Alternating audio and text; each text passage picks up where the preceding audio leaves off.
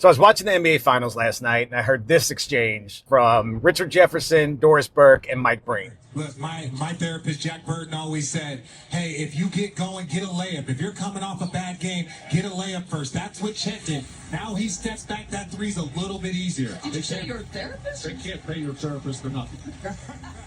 Look, I'm being a little nitpicky here, and this was a really innocuous joke.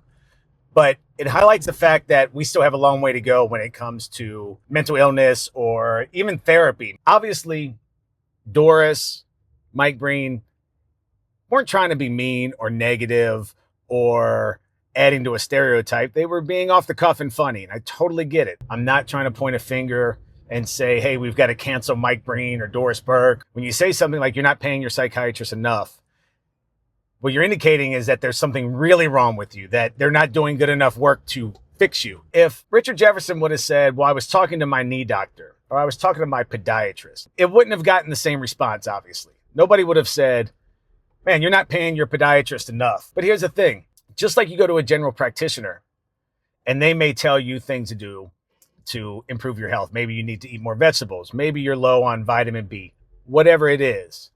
You're constantly working on your physical and internal health. But we don't go and seek help for any time we may be struggling or work on our mental health until there's a problem. We don't get ahead of it. We wait until we hit rock bottom a lot of times before we work on it. And why don't we treat our mental health like we do our physical health? If we're having shoulder pain, maybe you're getting an MRI to find out what kind of damage is done. You're not waiting until you can't move your arm in order to go find out what is wrong.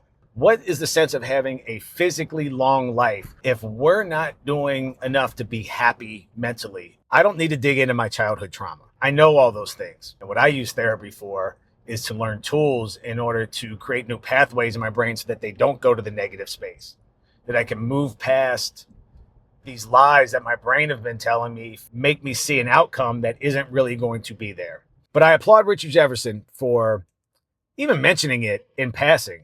I love the fact that he mentioned it and didn't make it a thing. No, he said it in passing, just like it would be any other doctor. And I love that. So let's all work to continue to end the stigma.